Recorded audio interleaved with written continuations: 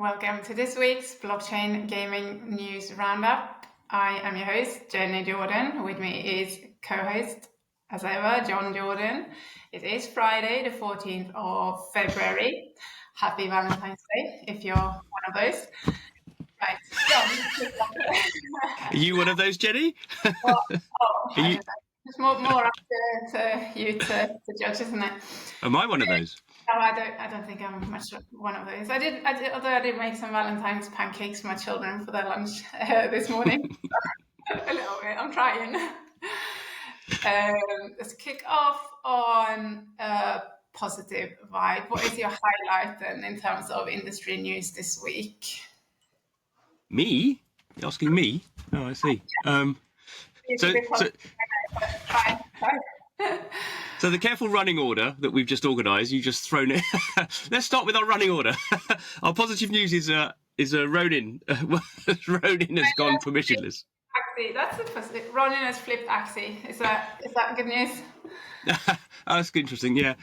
So this is like for a while been one of those sort of symbolic things that I've sort of looked at. You know, when will the market capitalization of the RON token flip the market capitalization of the AXS token, which is obviously originally the Axie token. And it's always been one of these weird things where the AXS token is obviously older, much older. But obviously it's sort of part of the, Axie Infinity game. So it's sort of, the Axie Infinity game runs on the Ronin blockchain. So, there's a logical argument that at some point the token for the underlying blockchain should be the biggest token for that ecosystem. And it's just a historical oddity that the AXS token has been bigger. And they did actually flip. I think in about September last year, they flipped for a couple of days. Although partly that was because just the AXS token went down more than the RON token did. So those of us who are RON holders sort of hope, RON would go through this massive sort of rip and overtake it by, on the positive side, it would go up more than the AXS token would, but it went down less. But so I think this is the fact that it's flipped it again and probably now will always be bigger. Is partly a byproduct of the fact that all gaming tokens have been actually smashed down really for the last couple of months. So there is a factor of it. It's gone down less than the AXS token has, but also now because the Ronin blockchain, part of it has become permissionless. So the zkEVM sort of aspect of it is now permissionless, and anyone can create anything, on there. So there's a whole bunch of games they announced, and there's this prediction market going live, and a whole bunch of other sort of stuff going live on that. And the idea is that's sort of like an experimental place where people can sort of try weird stuff or not weird stuff, but they can try and build an audience there, because we know at least on Ronin, maybe we'll talk about it a bit later, there are people who want to play new things. And if stuff does well, then obviously it can then be go to the permissioned side, which is obviously one will get more marketing and more support from Sky Mavis, but also is a more sort of robust, secure environment to do that sort of stuff on. So there's sort of like a playground that's opened up now. And to be fair, they've got like a dozen games, and some of them are sort of known from, some of the known ones are known because they've been live on other blockchains. So Sunflowers, it was on Polygon, that's gone live on there, and Fishing Frenzy, this sort of degen sort of games, has gone live on there. And I guess the most interesting one is Pirate Nation is doing something with Ronin. It's not quite clear what that is, because obviously Pirate Nation runs on its own. It's very much focused on its own infrastructure, which runs on Arbitrum.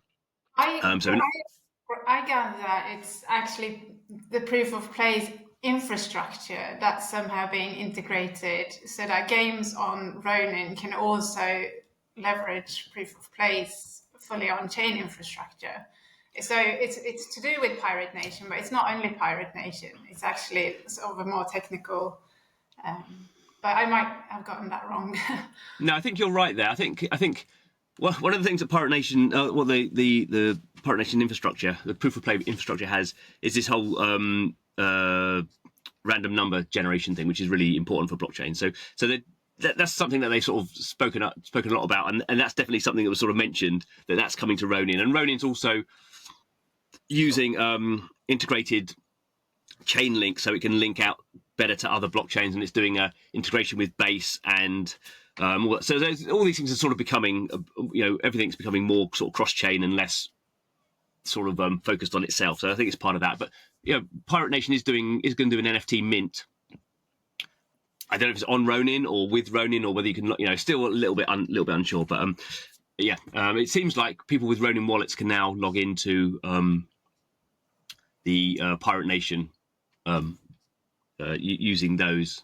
Quite how it does that, I don't know. But yeah, so there's a lot of stuff, and so I think in general, the point I was trying to get to was that I think there is a narrative around the Ronin token now that there's previously there was 12 games on it, whatever, and they were quite high quality. And they seem to be doing okay, although towards the end of last year, some cracks started appearing in terms of token prices and on-chain activity, even for the big games like Pixels and Wild Forest. But now there's a whole bunch of other games coming on there, and so in that sort of comparison, is Ronin the gaming blockchain, or is it immutable, or is it some other thing? I think there's definitely a narrative around Ronin, but it should also point out Ronin is still outside the top 100. I think it's 114, 115. So it's not like the RON token is like hitting all-time highs. It's like 50-60% of its all-time high still. So it's still it's flipped the AXX token, but that's within a little a sort of not an overall positive.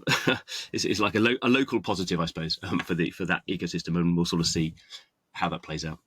Yeah, we know that sort of the timing is kind of out of the developers' control. They had planned for Open Ronin long before sort of the market conditions started being as shaky as they've been. So maybe it's not sort of great timing in that sense.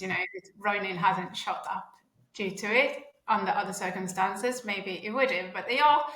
Mavis is trying to sort of boost trading activity in conjunction with going sort of permissionless. So they have launched a 100K, like 100,000 sort of trading rewards campaign, I think it is, so that people trading NFTs on Ronin from certain NFT collections is rewarded with sort of a multiplier, or it gets sort of boosted with RON rewards.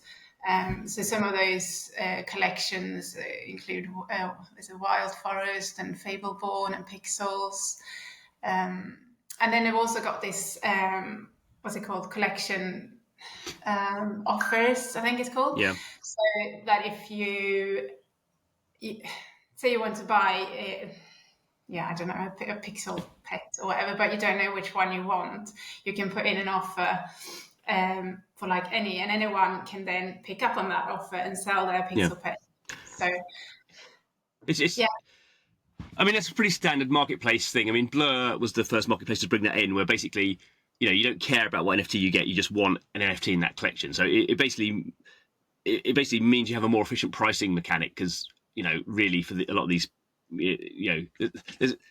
these NFTs look different, but really the value is not about it looks different, although there is a rarity sort of thing going on there. But in most cases, these big traders, they just want to go, I want to buy 10, I don't know what it would be, 10 pixel lands. They don't care where they are or anything. They just want to, and actually the other more important thing maybe is it makes it easy if you want to sell NFTs, because instead of like going, the floor's like 1 ETH, so should I go for 0.95, or maybe and having all these decisions, you can just go, I can sell. There's a bid for it'll be lower, 0.85 or something. So you can either set your price and just hang around waiting for it to happen, or you can see there's a bid for an NFT in that collection at this, and you can just sell straight into it. So it just makes the liquidity much faster. It does actually bring prices down, which is maybe bad for holders, but it sort of speeds up all that sort of stuff. And it will be interesting to see. I mean, I think with Sky Mavis, with this RON going open now, that like all the levers they've sort of got to get growth going, they're sort of throwing them all forward to sort of see what happens. So this, it's sort of funny. They've got this 100,000 RON, $100,000 worth of RON for this NFT trading program over the next month, and half of it goes to the top 500 traders. So obviously that incentivizes people to trade NFTs, but equally, obviously that means you get loads of wash trading, which is people just selling NFTs from their own wallets to rank. And they've said, if you do wash trading, you'll get banned. But it's sort of like, well, that's I mean, obviously you've incentivized it. So what level of wash trading is if I'm just selling the same one between my wallets? Obviously that's going to get caught, but people are quite clever, and so it's a little bit like, I think they'll sort of say there are these rules, and probably some people will be bad for being really stupid about it, but sort of wash trading is sort of what they want. They don't want people just going, oh, I want one pixel land, oh, I'll buy that. I mean, you're encouraging activity. They want to show, because at the moment, sort of, you know, on the Ronin blockchain, they're down to about 500,000 daily active unique wallets. Obviously, you know, other KPIs are available, but last year they peaked at over 2 million. There was a whole bunch of sort of weird reasons why that was sort of inflated. I won't go into them now, but definitely over the last sort of 6 months, we've seen, particularly with Pixels, down to like 200,000, and some of the other bigger games, Wild Forest, you mentioned, we won't go into all that, but Wild Forest is going through a pretty difficult time at the moment. They're doing a whole economy reboot, and the community is really annoyed. Token prices down massively. So, you know, it's interesting to see how this sort of Ronin stuff will play out. But certainly Sky Mavis is like, you know, full speed ahead because they want to show they've got a lot of games and a lot of activity. Yeah, good.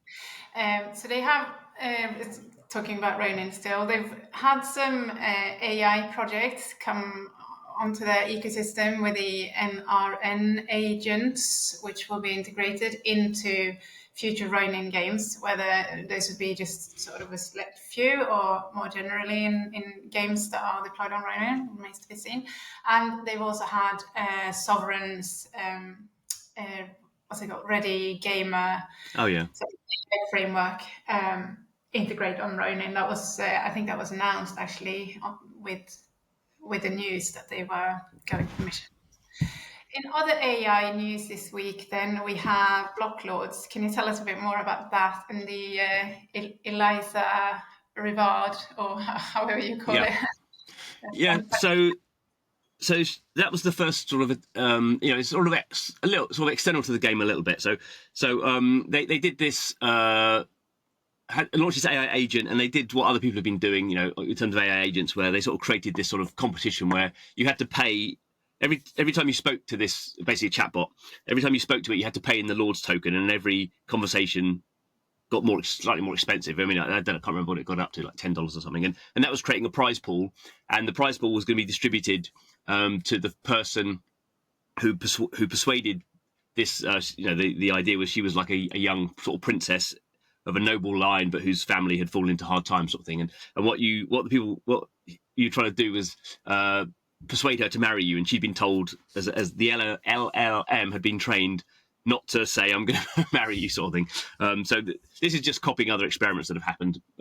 So it was a bit of fun, and in the end, no one could get her to say they're going to marry to marry them. So I think the prize pool was just sort of split up between people. They're going to do it again. I think it's quite a nice way of doing it, because it's you know, part of Blocklords is this idea that there will be sort of lords and ladies, and they have this idea of sort of dynasties, and you'll be able to have these characters and create sort of bloodlines, and you know, they'll get married and have children, and the children will sort of take over. And this is at the very top level of the game. So they have if you're playing the game at the moment, you choose a region to have your little farm in, and you farm, and the ruler sets the tax rates and all this sort of stuff. And so some people are playing, you know, at a lower level, and there's a few people who can play at the top level, and they have access to all the taxes that come from all these farms and stuff. And now they're building the battle system, and so you know, this whole sort of layered system. But you can sort of see how AI sort of plays into that, because you know, some people want to play, and at the top level, you could have these AI. Some of these laws could be AI agents as well. So it's sort of, you know, they're not changing the. I don't think this was in the game design at the beginning, a couple of years ago when they started it out, but clearly they're not massively changing the game to put these things in. And they're also talking about having, for individual players, having lower level sort of help AI agents. So it's at the farming level, it's quite, I wouldn't say complicated, but you can get quite involved in all the resources. So your farm produces various resources, and you sort of never really have enough of some things and more than others. So there's this big trading mechanic where you trade within regions and across regions, and there's tax rates. And you know, I don't really get into that, but I'm not very optimized for that. You can imagine they've said, like, we'll create an AI agent that will help you do the trading and go, you know, I don't know, grain's really expensive in this region today, so sell your grain to there, and you know, food's really cheap in this region, so buy your food from there. So you can imagine that sort of just helping people out. The battle side, I say, is they're just starting to they released it as a closed beta, the battle mode. So obviously there's areas of AI where that can sort of, you can have AI generals that you can be on your side or fighting other people. So it's just, I think, yeah, this sort of way of layering AI agents into an existing game design, changing it a little bit. You know, I think that's sort of what all games are sort of looking at, or many games can just, if you bring AI agents into these sort of environments, and I guess the balance is how you make that fun for the player, because games sort of have to be fun. Because you could just automate the whole thing, but then is that fun for the player? If you just go, here's my. Maybe some people want to do that. It's sort of what idle games are to a degree. But there's a balance to be found there. And I guess it's different for every game. And do you want your AIs to be sort of godlike AIs who never make a mistake, or is it sort of fun to purposely train up AIs that are sort of irrational and have these hallucinations and make bad decisions? And so I think that's the sort of the complication, that have exactly how you fit those into the game. But yeah, I mean, I'm really into Blocklords. Sort of struggle with it a little bit. It's really sort of grindy game. But yeah, because I'm into AI agents, I'm glad to see I'm interested to see what they do with it. Yeah. And only last week we spoke about mythical games, and John Linden and his kind of very much emphasized the fact that games have to be fun first for the actual player, for humans. So we don't want sort of AIs to come in and play the games for us. That's not the vision they have, but they are at the same time sort of really open to the idea of having AI agents helping, guiding and helping players in understanding how to enhance their teams, what to sell, what to buy, strategically sort of just helping. And I think for something like NFL Rivals, for instance, that could be a massive help, because there's so much of these kind of crafting system where I don't know half of the resources what you use them for, sort of thing. So in that sense, I think really, really be like it enhance the gameplay sort of experience.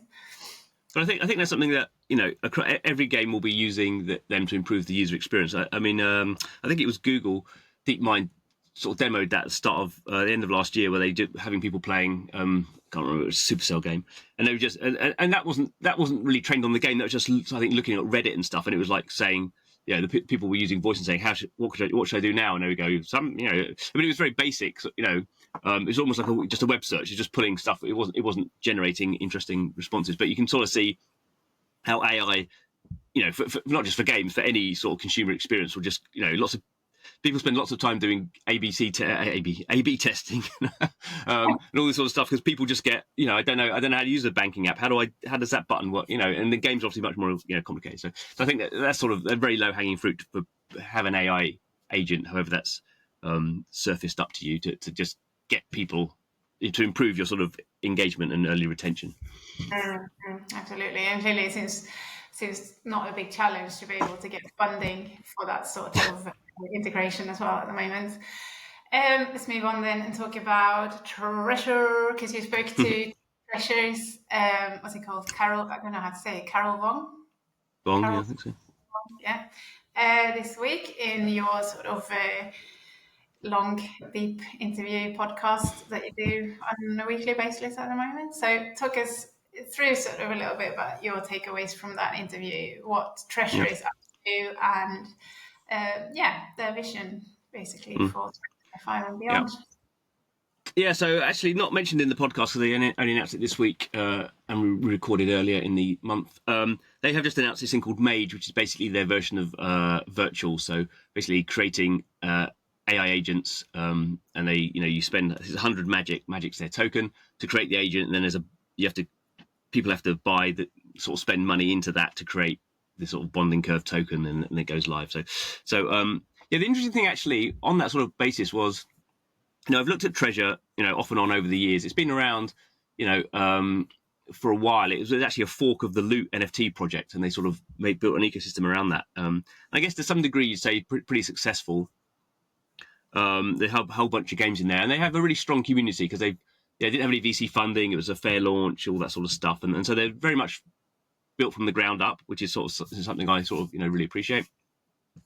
I guess from an outsider point of view, the issue I would have is there's not a lot of cut through in terms of their games.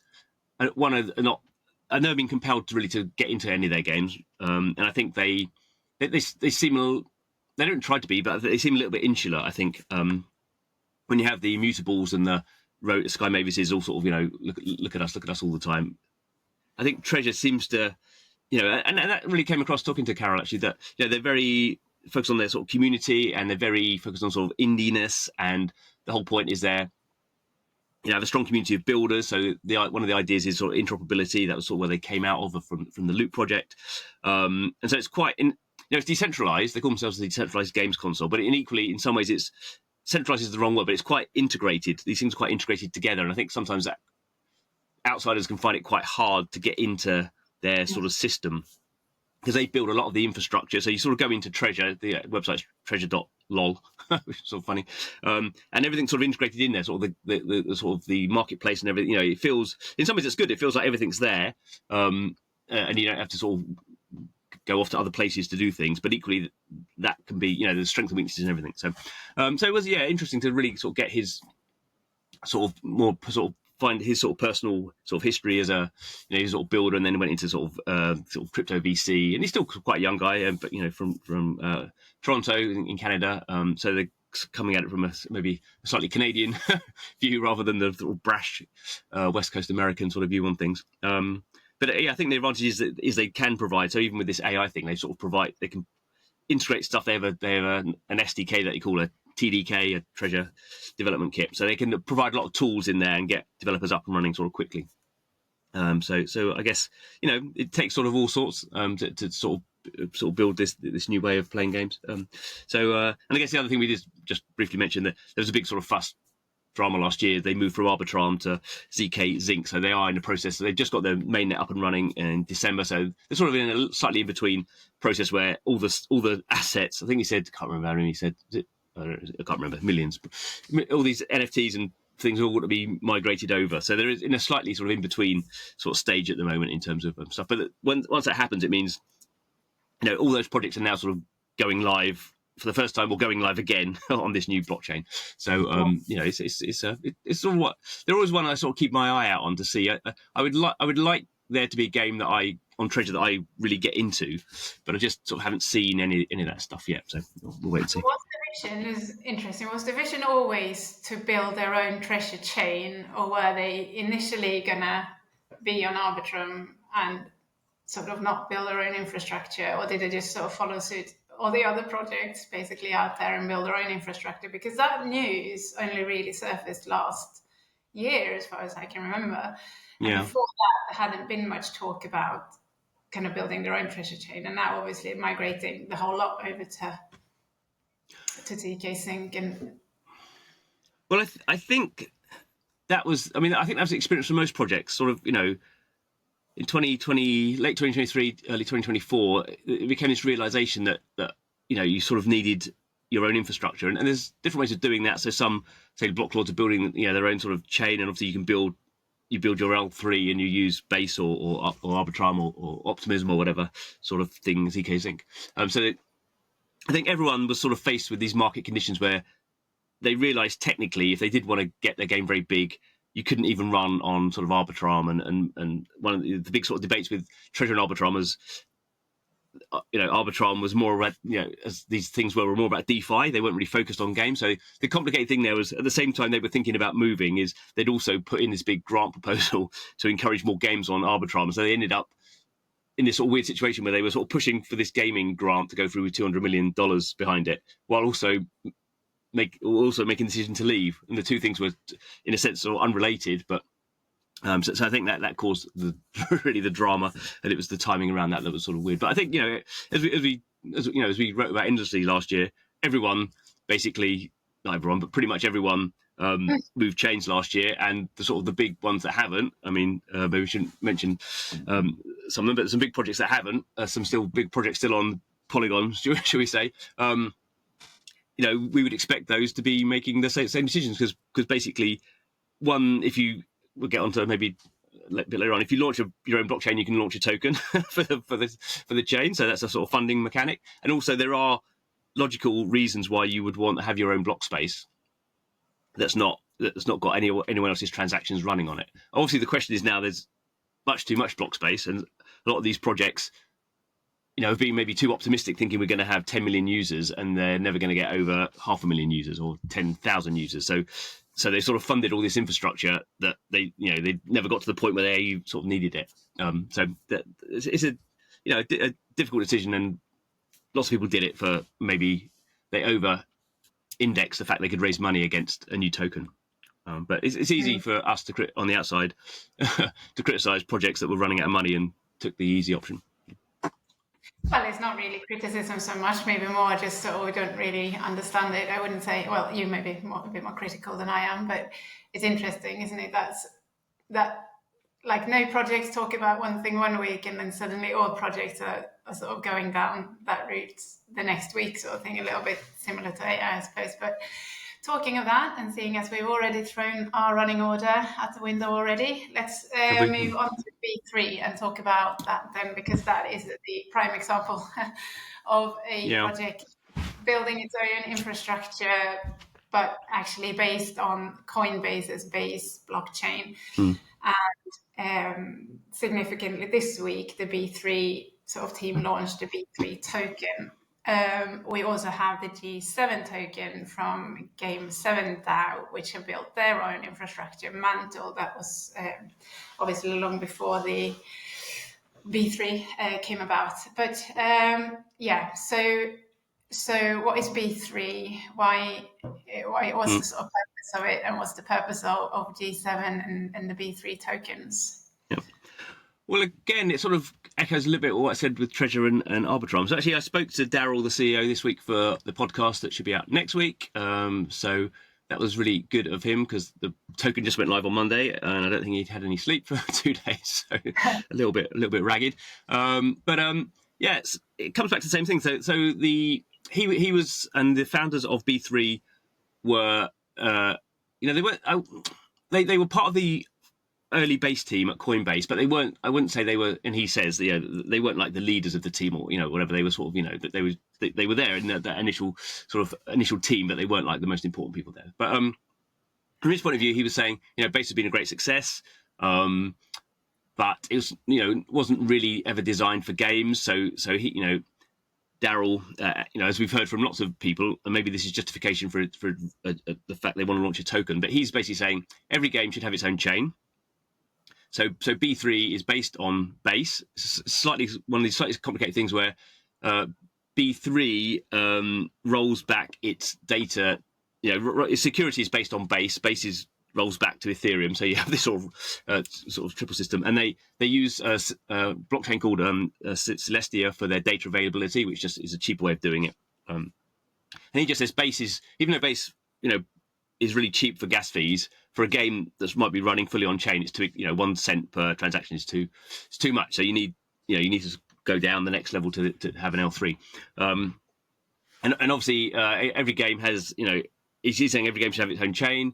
But equally, there is, providing these sort of good infrastructure around that and having some level of sort of discoverability around those chains as well.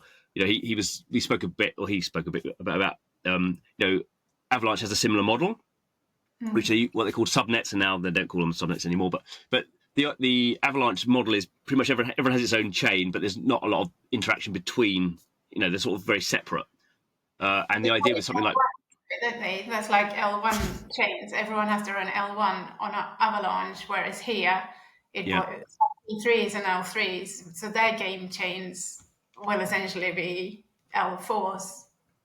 Like the fourth sort of layer down. Well, I think that, we're getting into a bit of semantics there that would probably be on both of us. But but anyway, so he was saying that sort of everyone has their own chain, but then sort of B3 also has this thing called Basement, which is sort of their discovery platform as well, which is sort of, provides some sort of, not really infrastructure, but it provides some sort of ability of a ecosystem to sort of move players around. And actually they have this nice thing where, if I come into a game on B3 and then I'm sort of referred by that game to another game, and then go off and spend money in that game, the initial game gets 30% of what I spend in the next game. So they have, it's not rocket science. I mean, anyone could be able to do that, but I guess the other option for Avalanche is there's some big games on there. So there's obviously Off the Grid and MapleStory, and I mean, they could do a referral link between the two of them. They'd probably be quite big games in terms of users, but that would be something for them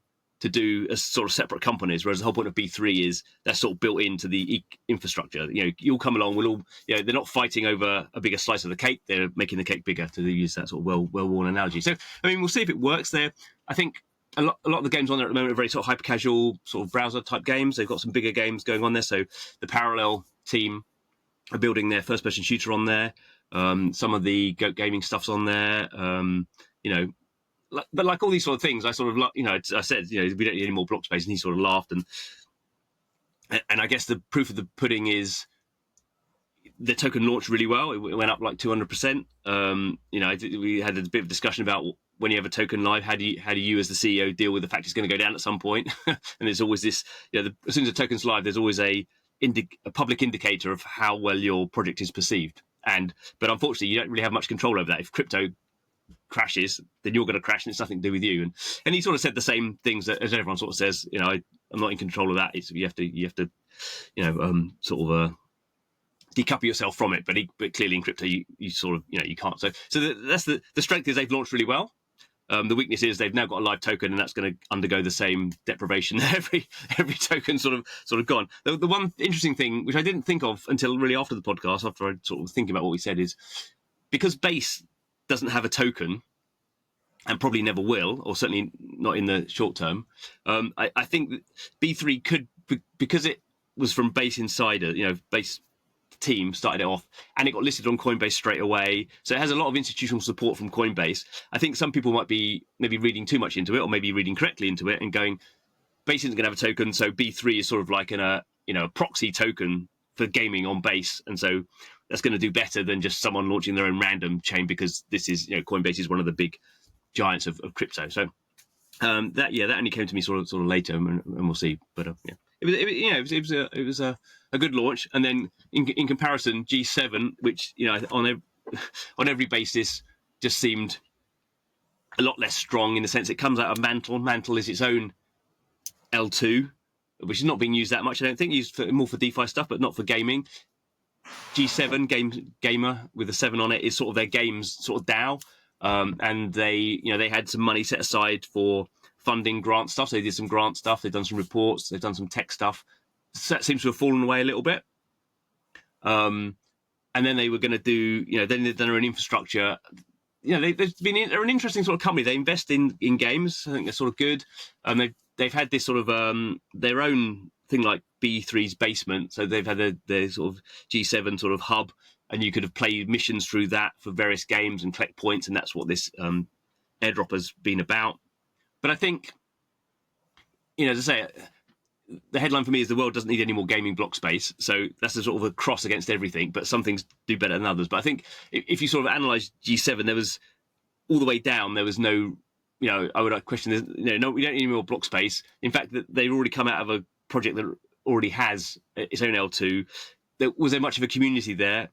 I don't really think so, and it's not really their fault. It's just all these sort of things like Carve and all these sort of supposedly discovery mechanics have never worked once the token's gone live. They've never proven to have any sort of support. So it was just a sort of, I think, a weak proposition all the way down, and their token went down. Has just gone down from launch. Everyone who got it on the airdrop has sold.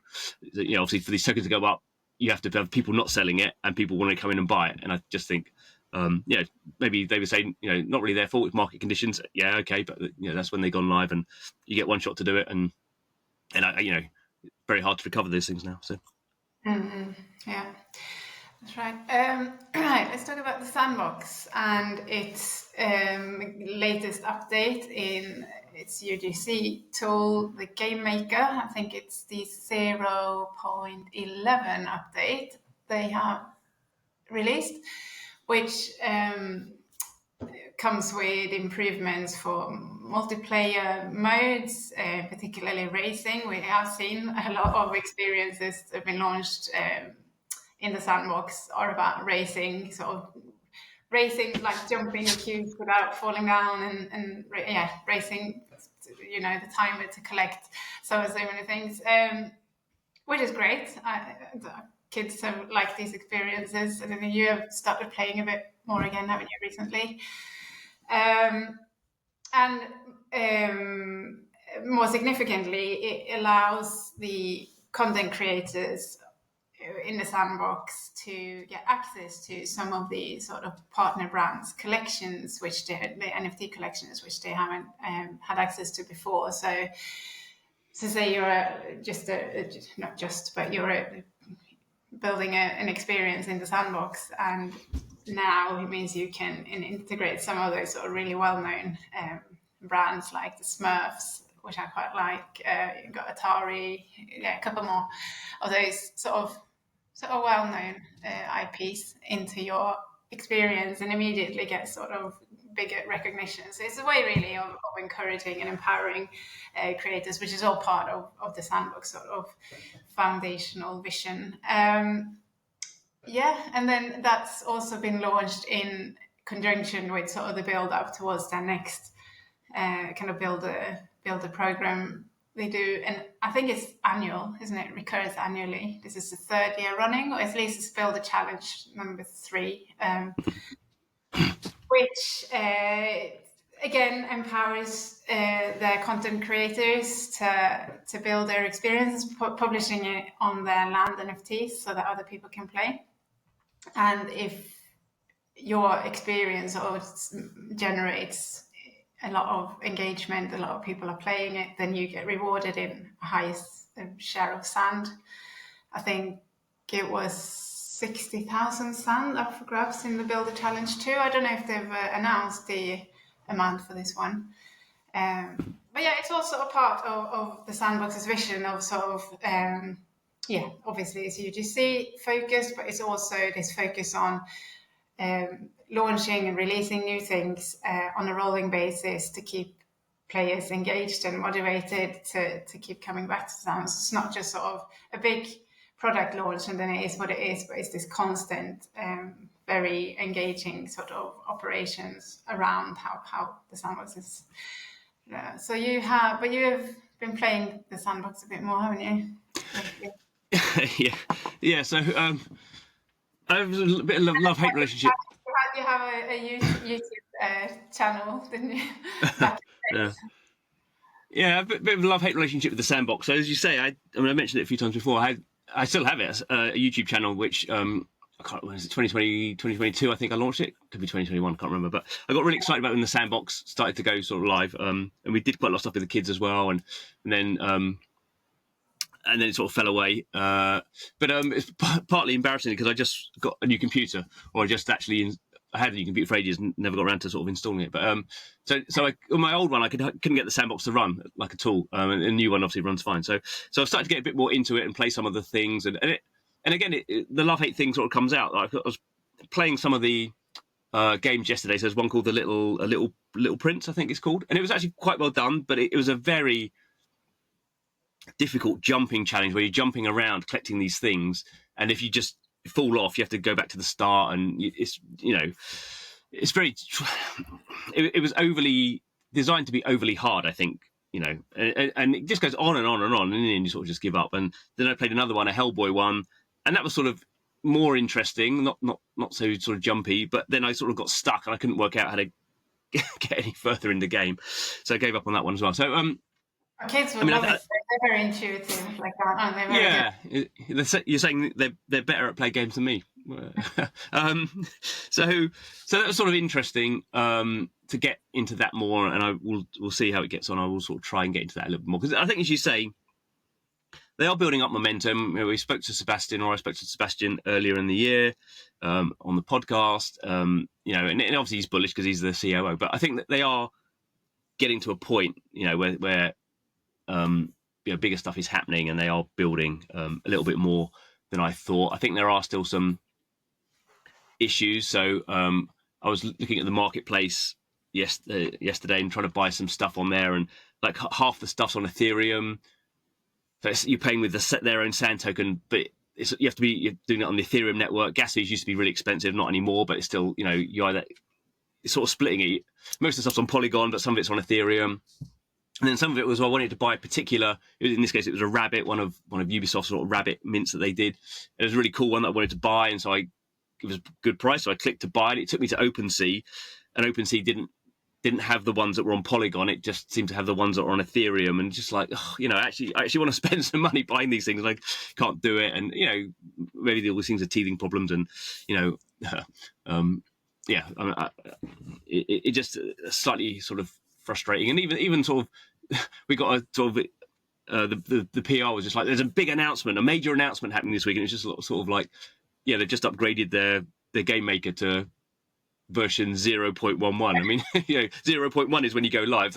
They're on version 0.11, and it's just like, you know, and the updates there, they're cool. There's some interesting, you know, better animations, but you know, but obviously I'm just much too. I think it's difficult because I'm much too impatient about everything. But equally, I've been following the Sandbox since 2018. So, you know, at what point do I lack patience, and at what point should they have just been going faster? You know, I leave that for the listeners' discretion, I suppose. No, but I suppose this is kind of, it comes back a little bit to what we said before about everyone sort of building their own infrastructure and so on. So we don't quite understand, why is this needed? You know, there's so much out there. You know, do you really need that? And yet at the same time, there are those teething problems, like you're saying, about kind of, but you've not even sorted out kind of very basics of coming to a marketplace, being thrown out to a different sort of secondary marketplace, and the NFTs you want to buy aren't available because there are different ecosystems, you know, and that's just very basic. Then you think, well, why are you building all this? Not that the Sandbox is, I'm not blaming them as such, but, you know, why is it all this advanced stuff going on when this really basic stuff hasn't been sorted yet, if you know what I mean? Yeah. So that's from the outside, that seems... I would clearly say that, you know, the Sandbox had really great timing just when you know, Facebook turned to Meta, and Metaverse was everything, and they were obviously in that space. And they doubled down on you know, they could have gone, there's two routes they could have gone. They could have gone much more UGC and just not had these brands in it, and they went definitely down the brand route, which was great in terms of funding, because they're getting money, you know, fiat money off big brands to build things. But that's meant they've had to staff up. Was it 13 offices they've got now? I don't know how many people. Obviously, well over 1,000 people. So they've just become a big organisation building stuff.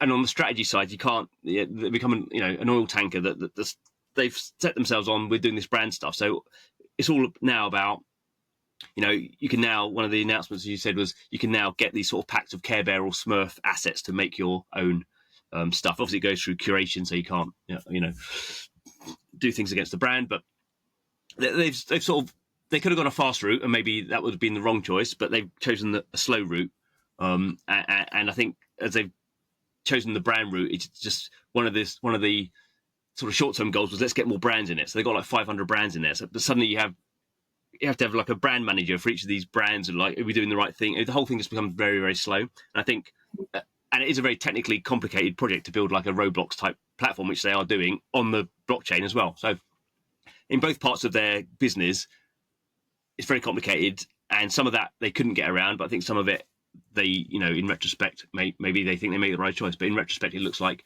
they could have moved a bit faster by. I don't think people will go, oh, the Sandbox isn't good. It's only got 100 brands. Why is it not got 500 brands? I mean, I think that brand thing has just sort of become a little bit tail wagging the dog, but for obvious for business reasons. And when crypto funding dries up, then you have to. If you've got a team of, I'm making up 1,000, but it's clearly hundreds of people that they are employing every month. You know, not in expensive places. Mainly, you know, they bought a studio in Romania. Lots of people in Buenos Aires, and you know but that still becomes like a burn rate issue. So they did raise funding, didn't they? 20 million or so last year. Well, they did a convertible loan, which is not generally what you would choose to do if you could not do it. Really, I mean, I think there were always rumours they were going to do a massive funding round that never happened. So I think the last venture funding they raised was 93 million. I mean, 93 million should be enough to keep them going for years. Even a big, maybe not 1,000 people, but that should be enough sort of runway. But the fact they announced a 20 million convertible suggests that they needed a bit more money, for another couple of years. Because when you're a big project like that, you can't just go, well, we're 6 months of running out of money, let's quickly go in, because they need to raise 20, 30, 40. They're not going out for a couple of $1 million. That's their, that doesn't even cover them for a month. So when you get on that big scale, you end up with big scale problems. Yeah. We did mention OpenSea there in passing, so let's end on that headline then, talking about the created C token, SEA. What's that all about? Who's going to get it? Yeah, so two things. So one thing is actually today, OpenSea version 2 has gone live, which is a revamp of the sort of website. So it actually looks much more like Blur, if people have used Blur. So there's two options now. There's sort of like a sort of collector's mode, which is much more about the big sort of images, and a trader's mode, much more about just like trading and sort of what we mentioned with Ronin, sort of, having bids and buying collections and all that sort of stuff. So the big news is they're going to, well, we sort of known because they announced a foundation, and you only do that if you're doing a token drop. So the C token is coming. There's been lots of FUD this week about people saying, oh, you're not going to get it for historic trading, and Americans can't get it. You get after KYC, and Devon, the CEO, said, then came back and said this is all rubbish. People are making this stuff up. Wait until we say stuff. So he's actually said some stuff today, and historic NFT trading will be counted. But he's not sort of said what that sort of means. They're going to have platform fees, so 0.5% platform fees. So that sort of goes a bit back to limit break and its sort of idea about sort of creator royalties. He also spoken a bit about sort of how he was CEO at the time, so it's bad, I suppose, that he felt OpenSea raised a ton of money back in sort of 2021, and he said it got too corporate and wasn't crypto enough, and they've sort of scaled down quite a lot, and they're trying to focus more on Web3 people rather than onboarding the masses, because obviously no one's onboarded the masses to crypto. Dogecoin and Trump coin have onboarded the masses to crypto, and they've not then gone off and started playing Soccerverse, so I guess the interesting thing, and this will definitely, launching a token, as we say, it's sort of in some ways bad, in some ways good, and obviously people who have been around for a while, who have done a lot of trading on OpenSea, because back in the day it was really the only big marketplace until Blur came along and sort of took away, and then Magic Eden and stuff. But people have done millions of dollars of trading, some cases tens of millions of dollars of trading on OpenSea, and so they're quite excited that they think they'll be at the top of the list. Now, quite what that means in terms of how you get the airdrop, is the airdrop available? Do you have to stake it, and blah, blah, blah. We don't know any of that sort of stuff, but it's just sort of nice, I guess, for some of us who've been in the space for a while and have probably spent more than we should have done trading things on OpenSea, that there will be, I mean, at my level, I kind of think if there's an airdrop and I get $1,000 worth of tokens, you can't. How can you complain? But some people clearly complain that they didn't. They didn't Lambo. They didn't get 100,000. I mean, that's what everyone's thinking, is 100,000 is sort of in their mind, but I mean, clearly you can't have that money from nowhere. So, yeah. But I've always been, I did use Blur when it came out because it was sort of interesting to use, but I've always preferred OpenSea. I don't know why, maybe just sort of old-fashioned or something. That was the first one I used, but and I did know, I have met Devin and Alex, the original founder, so maybe I'm on a personal level. So I always hoped that they would sort of, come back into sort of I think they get a lot of unfair criticism from people who don't understand the industry. So okay. All right, good. So on that note, let's finish off and enjoy the rest of your day and week, and we'll see you back here next week. Bye-bye. Bye.